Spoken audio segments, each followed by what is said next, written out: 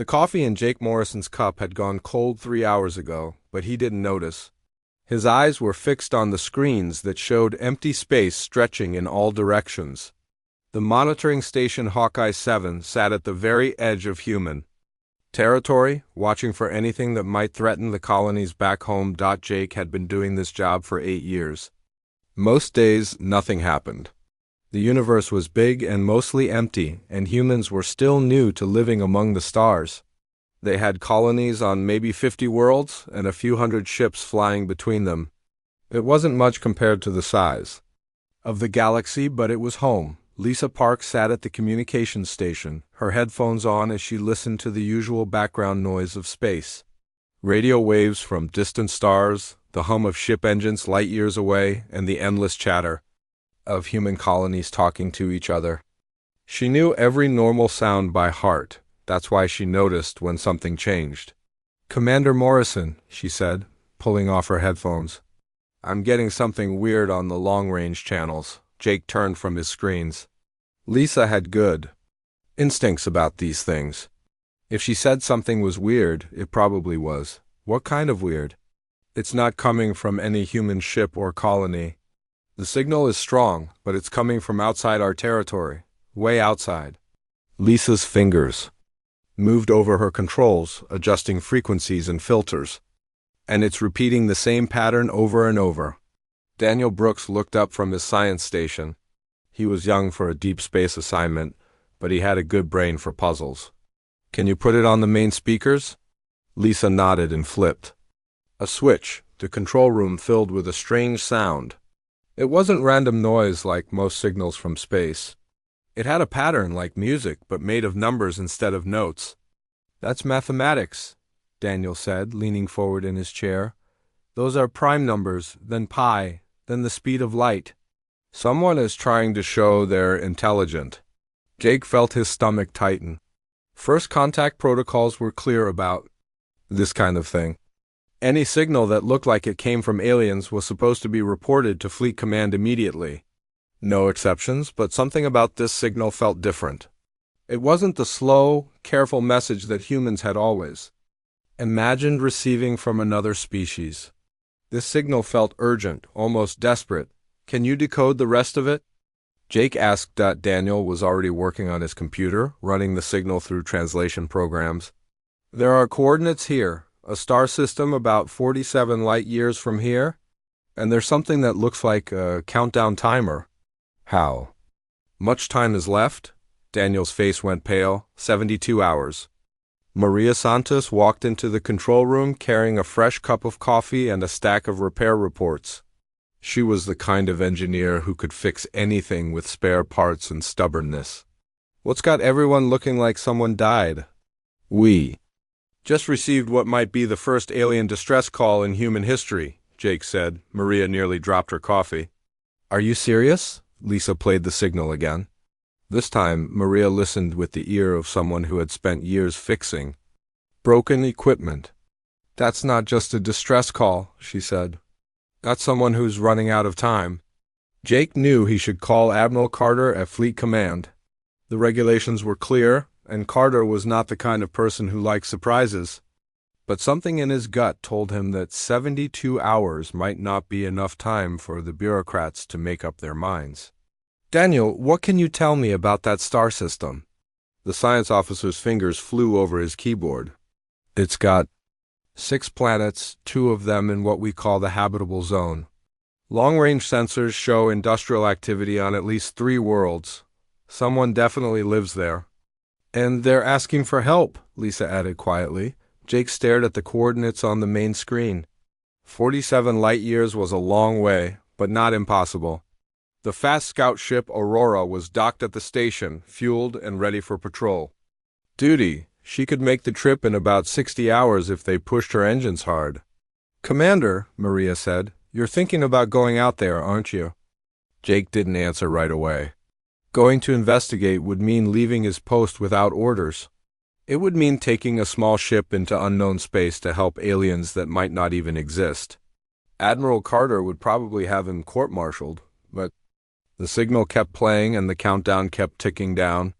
If someone was calling for help, and you had the power to answer, what would you do? Jake asked. Daniel looked nervous.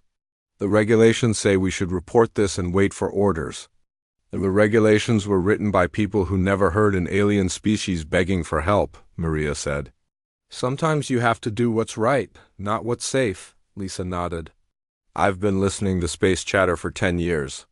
I know what desperation sounds like, no matter what language it's in. These people are scared. Jake made his decision.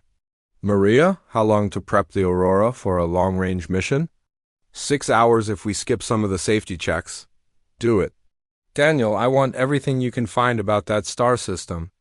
Lisa, keep monitoring that signal and see if you can get any more information from it. What about Admiral Carter? Daniel, asked Jake, looked at the countdown timer again. 68 hours and falling. I'll send her a message after we launch. By then, it'll be too late for her to order us back.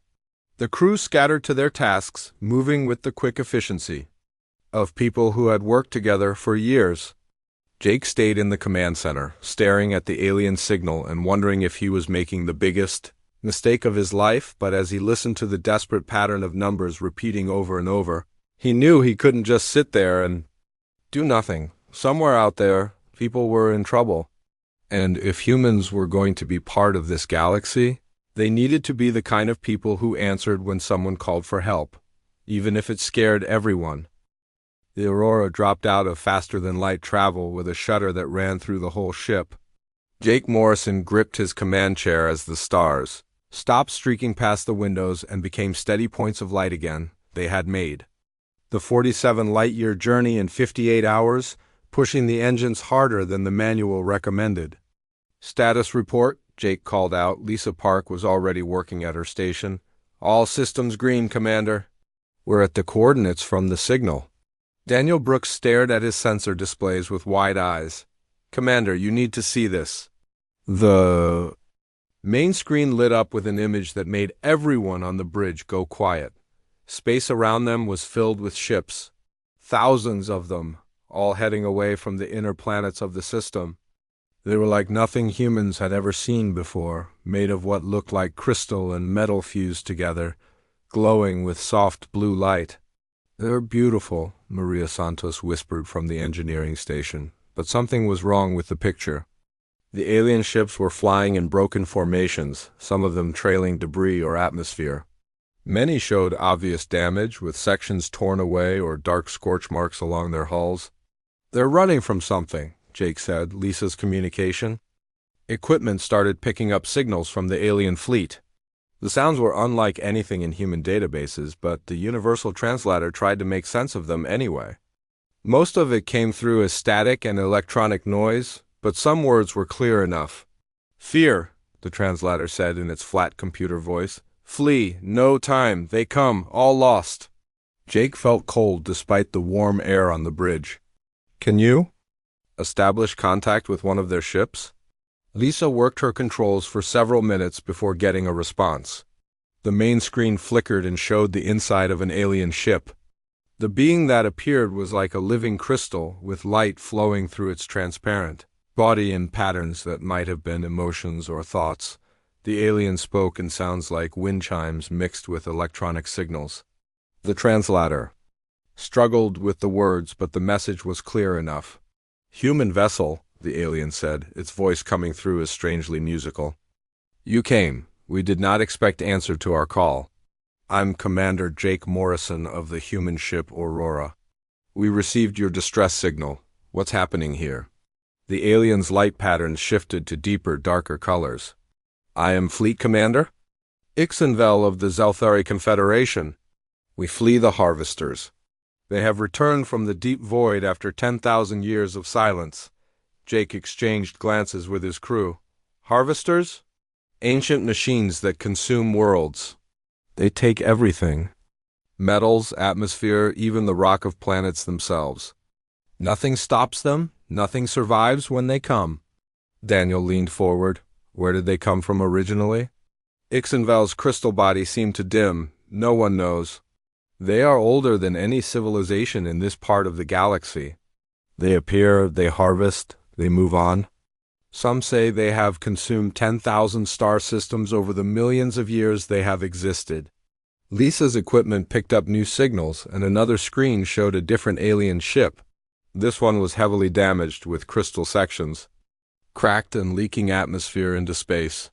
"Commander," a new Zelthari voice said, "long-range sensors detect massive energy signature approaching from the outer system. The Harvester mothership will arrive in 6 hours. Jake felt his mouth go dry. How big is this mothership? Ixenvel's patterns shifted again, showing what humans might have called fear. The size of your moon. It moves by consuming matter in its path and adding it to its own structure. Our ancestors' stories say it has grown larger with each world it devours." Maria Santos spoke up from her station. "Commander, I'm detecting another human ship approaching. It's the Meridian." Jake smiled despite the situation. Captain Elena Rodriguez commanded the Meridian, and she was one of the best tactical officers in the human fleet. If anyone could help figure out how to fight these harvesters, it was Elena. The Meridian dropped out of faster-than-light travel and immediately opened communications.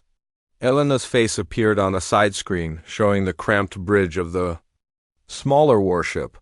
"Jake, Admiral Carter is furious with both of us," Elena said. "But I couldn't let you face first contact alone. What's the situation?" Jake quickly explained what they had learned from the Zelthari. Elena's expression grew more serious as she listened. "Have the aliens tried fighting these harvesters?" Elena asked. Ixenvel answered directly, "We tried. Our most powerful weapons barely marked their hulls. They adapt to any attack within minutes. Their smaller craft strip away our shields like they were made of paper." Dr. Kevin Walsh, the Meridian's medical officer, appeared on the communication channel. "Commander Morrison, I'm picking up biological readings from the alien ships. They have wounded aboard, lots of them." Rachel Stone, the Meridian's tactical officer, was studying sensor data. "I'm reading the approach of something massive on long-range sensors. Whatever's coming, it's bigger than anything in our databases." Jake looked at the thousands of fleeing Zelthari ships. Some of them were barely holding together, their crews probably working desperately just to keep life support running. Others carried what looked like entire families, civilians who had never expected to become refugees. "How many of your people are in this fleet?" Jake asked Ixenvel. 12 million souls from 4 worlds, all that remains of our civilization." The number hit Jake like a physical blow. 12 million people running for their lives from something that had never been defeated. And in 6 hours that something would arrive and finish what it had started. "Commander Morrison," Daniel said quietly, "I'm analyzing the Zelthari ship.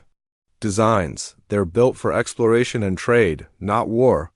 These people aren't fighters." Elena's voice came through the communication channel. "Jake, we need to make a decision. Do we evacuate with them, or do we stay and see what these harvesters are really capable of?" Jake stared at the alien fleet on his screen. Ships filled with millions of beings who had trusted humans enough to send a distress call across the galaxy. People who had given up their homes, their worlds, everything they had built over thousands of years. "We stay," Jake said. "If these harvesters are as dangerous as the Zelthari say, someone needs to witness what happens here. Someone needs to take word back to human space about what's coming." Ixenvel's light patterns shifted to what might have been gratitude. "Your species shows great courage, Commander Morrison. But courage will not stop the harvesters. Nothing has ever stopped them." Jake looked at his crew, then at Elena's face on the screen. They were 2 small human ships facing something that had destroyed civilizations for millions of years. It should have been terrifying. Instead, Jake felt something he hadn't expected. He felt angry. "Maybe," he said, "that they've never met humans before." Jake Morrison had seen many strange things during his years in space, but nothing had prepared him for what appeared on the Aurora's main screen. The thing emerging from the outer darkness wasn't really a ship at all. It was more like a small planet that someone had taught to move. The Harvester mothership was a sphere of metal and stone and crystal, all mixed together in patterns that hurt to look at. Parts of it were clearly from other worlds, Whole sections of cities and forests and mountains that had been torn away and welded into the massive structure. Jake could see what looked like the remains of buildings, still glowing with alien lights, embedded in the hull like decorations. "My God," Daniel Brooks whispered, "how many worlds did they destroy to build that thing?" Lisa Park was working frantically at her communications station. "Commander, I'm picking up a transmission from the Harvester ship. It's trying to establish contact with us." "Put it through," Jake said, though every instinct told him he didn't want to hear what the Harvesters had to say. The voice that came through the speakers was like nothing Jake had ever heard. It wasn't really a voice at all, but something that sounded like 1,000 machines all talking at once, cold and precise and completely without emotion. "Biological entities in small vessels," the voice said. "You are interfering with collection operations. Remove yourselves from this system immediately or be processed with the other resources." Elena Rodriguez's face appeared on the side screen. "From the Meridian, processed?" The Harvester voice continued as if it hadn't heard her. "This system contains 12.7 million biological units and significant mineral deposits. Collection will begin in 47 minutes. Resistance is statistically insignificant." Jake felt anger building in his chest. "We're not resources," he said into the communication channel. "We're people. Those Zelthari ships are filled with families, with children." There was a pause, then the machine voice spoke again. "Classification error. All carbon-based life forms are resources. Emotional attachments to biological units do not affect processing requirements." Maria Santos looked up from her engineering console. "Commander, I'm reading energy buildups all across that ship. They're preparing to launch something." The main screen shifted to show the Harvester mothership in more detail. Thousands of smaller craft were detaching from its surface, each one about the size of a human transport ship. They moved with perfect coordination, spreading out across the system like a swarm of metal insects. "Fleet Commander Ixenvel," Jake called to the Zelthari ship. "Are those the harvesting units you told us about?"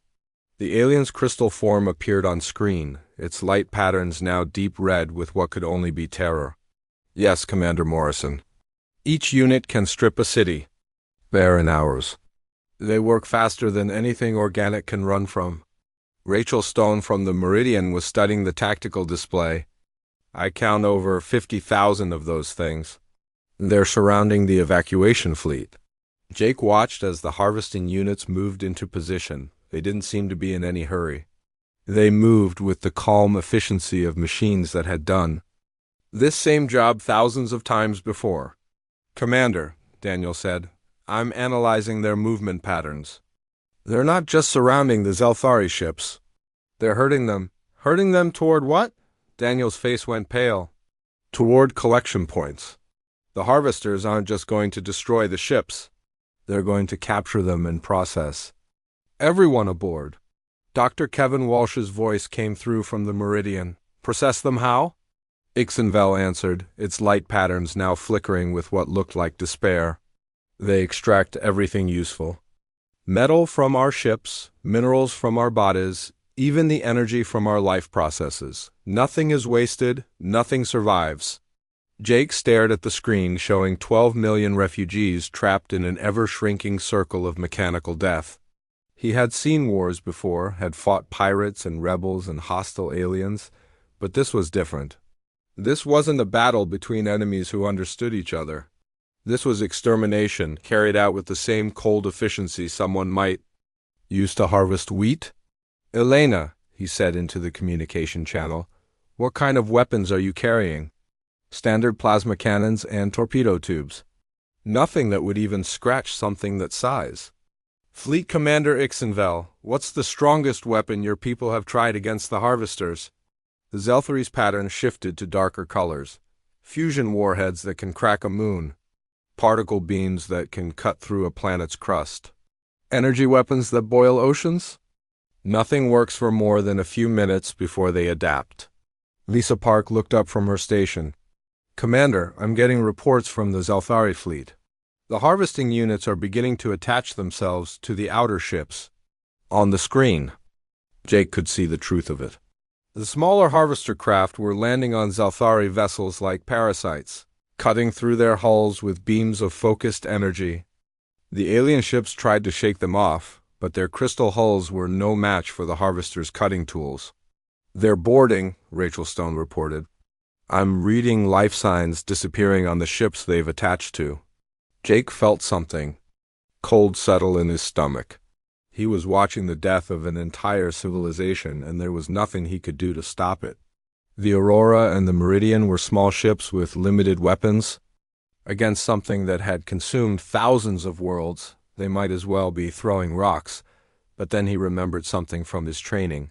Back when he was young and thought that every problem had a solution if you were brave enough to find it. "Maria," he called to his engineer, "how long would it take to overload our fusion reactor?" Maria Santos looked at him like he had lost his mind. "Commander, that would destroy the ship and everything within a few thousand kilometers." "How long?" "Maybe 10 minutes if I bypass all the safety systems." "But Jake, that wouldn't even dent something that size." Elena's voice came through the communication channel, sharp with understanding. "Jake, you're not thinking of ramming that thing, are you?" Jake looked at the screen showing the massive Harvester mothership, then at the smaller display showing Zalthari families being torn from their ships and processed like raw materials. He thought about Admiral Carter back at Fleet Command, who would probably say this wasn't their fight. He thought about the regulations that said human ships shouldn't risk themselves for aliens they had just met, but mostly he thought about 12 million people who had sent a distress call into the void, hoping that someone somewhere would care enough to answer. "Lisa," he said, "open a channel to all human vessels in the system. Sir, we're the only human vessels here." Jake smiled grimly. "Not for long. Send a message to every human ship within communication range. Tell them we have first contact with a peaceful alien species under attack by an enemy that has never been defeated. Tell them 12 million civilians are about to be murdered." He paused, looking at his crew's faces. "And tell them that if they want to help, they'd better get here fast." "Jake," Elena said quietly, "help might not be enough." Jake watched another Zalthari ship go dark as the harvesters drained it of everything that had once made it alive. "Maybe," he said, "but maybe the harvesters have never met anyone stupid enough to fight back." Maria Santos had been working for 3 hours straight, pulling apart pieces of wreckage that the harvesters had left behind from their previous attacks. The metal fragments floated in the Aurora's cargo bay, each piece telling a story of civilizations that no longer existed. "Commander Morrison," she called over the communication system, "you need to see what I found." Jake made his way down to the cargo bay, where Maria had spread out dozens of metal fragments on examination tables. Each piece was different, made from materials that human science had never seen before. But they all had one thing in common. They were covered in markings that looked like burn patterns or claw marks. "These aren't from weapons damage," Maria said, pointing to the strange marks. "They're scan patterns. The harvesters analyze everything before they process it. Look at these readings." She held up a device that was beeping steadily as it passed over one of the metal fragments. "This piece is from a ship that belonged to something called the Corvani Empire. According to the data stored in the metal, they were a warrior species that had conquered half their galaxy. They fought the harvesters for 6 months before being completely destroyed." Jake studied the fragment. It was twisted and burned, but he could still see what might have been decorative patterns along its edge. Someone had cared enough to make their ship beautiful, even if it was built for war. "What else did you find?" Maria moved to another table covered with different fragments. "This is from the Ethereal Collective, a species that could manipulate energy with their minds. This one is from the Silicon Brotherhood, machines that had made themselves into living metal. And this," she held up a piece that seemed to shift, "colors in the light, is from something called the Infinite Empire that existed across multiple dimensions." Jake felt a chill run down his spine. All of them destroyed by the harvesters, every single one.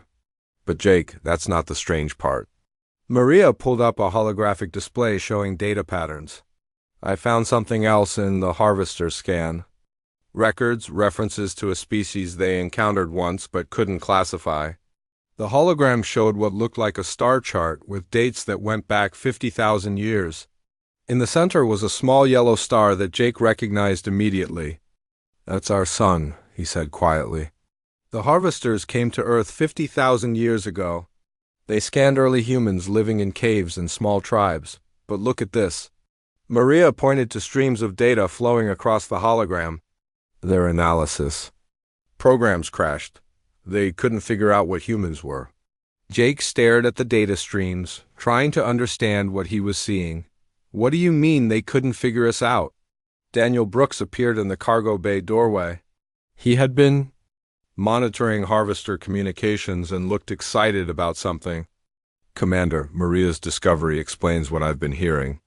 The harvesters classify every species they encounter into behavioral categories. Warrior species fight until they're outnumbered, then surrender. Peaceful species try to negotiate until it's too late. Logical species calculate their odds and retreat when they can't win.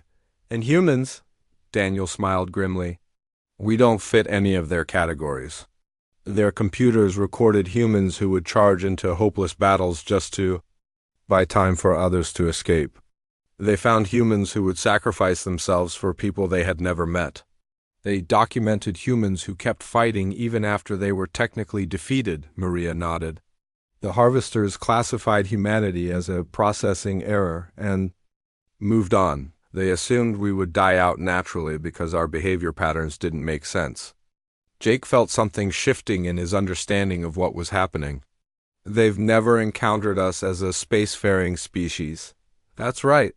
And based on what I'm seeing in their communications," Daniel said, "they still don't understand." U.S. Lisa Park's voice came through the communication system. "Commander, you need to get to the bridge. We're getting responses to your message." Jake hurried to the bridge with Maria and Daniel close behind. The main screen showed what he had been hoping to see, human ships dropping out of faster-than-light travel all around them, but these weren't military vessels. The first ship to arrive was a cargo hauler called Freedom's Price, its hull painted with the colors of a civilian shipping company. Its captain, Tony Chun, appeared on the communication screen. "Commander Morrison, got your message about civilians in trouble. We're carrying mining explosives for the colony on New Terra. Figured you might have a use for them." Before Jake could respond, another ship appeared. This one was sleeker, designed for scientific research. Its captain, Beth Williams, spoke with the calm voice of someone used to dangerous situations. "Aurora, this is the research vessel Nova Discovery. We were testing some new experimental weapons when we got your call. They're not military grade, but they might surprise someone." More ships kept arriving. The colony transport New Hope, carrying volunteer fighters instead of colonists. The merchant vessel Liberty Bell with its crew of former military pilots.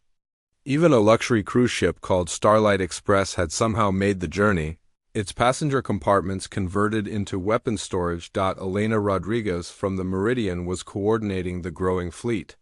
"Jake, I count 37 human ships so far, with more arriving every hour. None of them were ordered here by Fleet Command." Jake stared at the display showing the mixed collection of civilian and military vessels. Cargo ships, research vessels, transports, even private yachts, all crewed by humans, who had dropped whatever they were doing to respond to a distress call from aliens they had never met.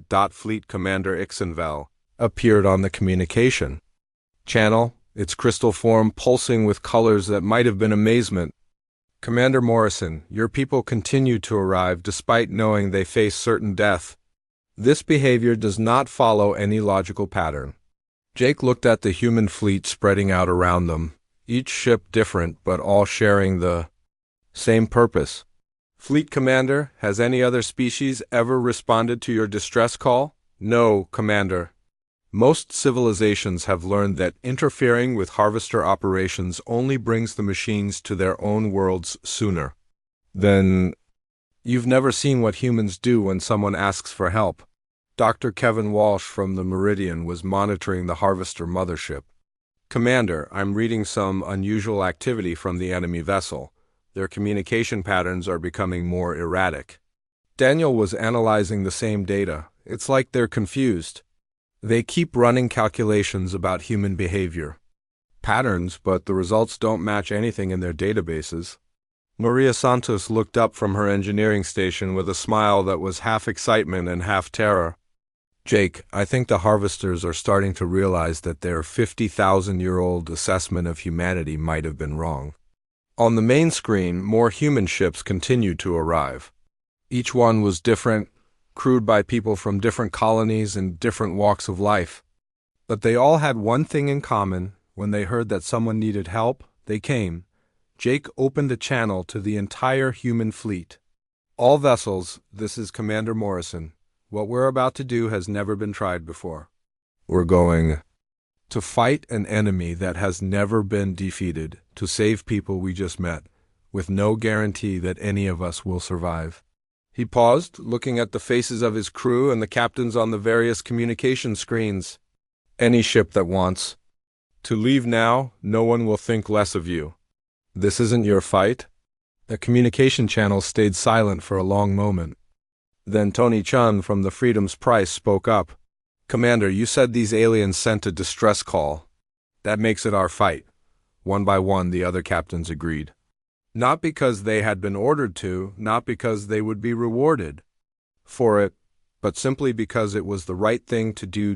Jake looked at the massive Harvester mothership on his screen, then at the growing fleet of human vessels surrounding it. For 50,000 years, the Harvesters had processed every species they encountered according to predictable patterns. They were about to learn that humans didn't follow patterns. The battle began when Tony Chun from the cargo ship Freedom's Price decided he had heard enough talking.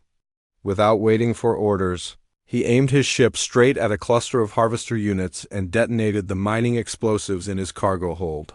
The explosion lit up space like a small sun. When the light faded, 12 Harvester units were gone and Tony's ship was nothing but scattered metal.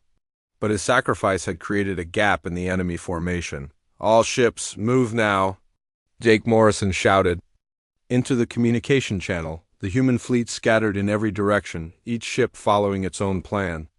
There was no coordination, no military strategy, just 43 different crews doing whatever they thought might work. The research ship Nova Discovery fired experimental weapons that turned 3 Harvester units into twisted metal sculptures. The colony transport New Hope rammed a harvesting craft twice its size, both ships exploding in a ball of fire. The luxury cruise ship Starlight Express used its powerful communication array to jam Harvester signals, causing a dozen enemy units to crash into each other. Lisa Park was coordinating communications between the human ships, creating a network that let them share information faster than any military computer. Commander, the Harvesters are trying to adapt to our attacks, but they can't keep up. Jake watched the tactical display as human ships dove and weaved through the enemy formation like a swarm of angry insects. Every few seconds, another human vessel would sacrifice itself to destroy multiple Harvester units. It should have been a massacre, but somehow the humans were winning. Daniel, what are you reading from the Harvester mothership? Daniel Brooks was staring at his instruments with amazement. Their processing systems are overloading, Commander. They keep trying to predict what we'll do next, but every calculation comes back as impossible. Elena Rodriguez from the Meridian was leading a group of smaller ships in hit-and-run attacks. Jake, I think they're scared. It seemed impossible, but Jake could see it too. The massive Harvester mothership was actually backing away from the human fleet. Its smaller units were retreating to defensive positions instead of pressing their attack. Dr. Kevin Walsh had been studying readings from the Harvester communications. Commander, I'm detecting something strange in their signal patterns. It's like their collective intelligence is arguing with itself. Maria Santos looked up from her engineering station with excitement. Jake, I figured out why they can't process. U.S., their entire system is based on predicting behavior, but human decisions don't follow logical patterns. We're too random for their computers to handle. On the main screen, Jake could see the proof of Maria's words. The Harvesters had adapted to every weapon the galaxy had ever used against them, but they couldn't adapt to the human approach of making it up as they went along. Cargo ship loaded with farming equipment was using its crop spraying system too. Blind harvester sensors. A passenger liner was broadcasting human music at frequencies that disrupted enemy communications. Even a small personal yacht was contributing by flying in patterns so unpredictable that 3 harvester units crashed trying to intercept it. Fleet. Commander Ixenvel appeared on the communication channel, its crystal form blazing with colors Jake had never seen before. Commander Morrison, this is impossible. No species has ever forced the harvesters to retreat. We're not retreating, Jake said, watching as more human ships threw themselves into the fight. We're attacking. But even as he said it, Jake knew they were paying a terrible price. Half the human fleet was gone, their crews dead or dying in the wreckage floating through space. The survivors were battered and running low on weapons and fuel. The harvester mothership seemed to realize this too. Its retreat slowed, then stopped. Jake could see new units launching from its surface, preparing for another attack. Commander, Daniel said quietly, they're adapting to our chaos. They're creating new response patterns. Jake felt his heart sink. They had surprised the harvesters, confused them, even scared them. But it might not be enough. Then Lisa Park shouted from her station. Commander, I'm reading new ships dropping. Out of faster-than-light travel, lots of them. The main screen filled with incoming vessels, but these weren't human ships. They were Zelthari warships, their crystal hulls gleaming as they moved into attack formation. This is War Commander Korvex Nal of the Zelthari Defense Fleet, a new alien voice said. We received word that humans were fighting the harvesters to save our refugees. We could not let such courage go unanswered. More ships appeared. Then, more, species that Jake had never heard of, from all across the galaxy, drawn by reports of the impossible battle happening in this remote system. Human vessels, another alien voice said. This is the Andromedan Collective. We too have lost worlds to the harvesters. If you show us how to fight them, we will follow. Jake stared at the growing fleet of alien ships surrounding the harvester. Mothership. Dozens of species, hundreds of vessels, all inspired by the example of humans who had refused to accept the impossible. The harvesters tried to adapt to this new threat. But it was too late. Their processing systems, already overloaded by trying to understand human behavior, collapsed completely under the chaos of so many different species fighting together. The massive mothership began to break apart, its collected materials from 1,000 dead worlds scattering across space. The remaining harvester units fled toward the edge of the system. Their perfect formation dissolved into random retreat. As the enemy ships disappeared into the darkness between stars, Jake realized something had changed forever. For the first time in millions of years, the harvesters had been defeated. More than that, they had been terrified. Fleet Commander Ixenvel's voice came through the communication channel, filled with wonder. Commander Morrison, how did you know? That other species would come to help? Jake looked at the mixed fleet of human and alien vessels, at the survivors who had chosen to fight an unwinnable battle simply because it was right. I didn't know they would come, but I hoped they would. Dr. Walsh was analyzing the fleeing harvester ships. Their retreat pattern suggests they're heading for the galactic void, Commander. They may not return for thousands of years? And when they do return, Elena Rodriguez added, they'll find a galaxy that knows how to fight back. Jake nodded, but he was thinking about something else. The harvesters had been defeated not by superior weapons or brilliant strategy, but by something much simpler. They had been beaten by hope. For 50,000 years. They had processed every species according to predictable patterns. Fight until outnumbered, negotiate until it was too late, calculate the odds and retreat when defeat was certain. But humans had done something different. They had ignored the odds and fought anyway. Not because they thought they could win, but because someone had asked for help, and in doing that, they had given the galaxy something it had forgotten it possessed, the knowledge that some things were worth fighting for. No matter how impossible the odds, Jake opened a channel to all the ships in the system, human and alien alike. All vessels, the harvesters, are retreating. The Zelthari refugees are safe. He paused, looking at the stars that seemed brighter somehow than they had an hour ago.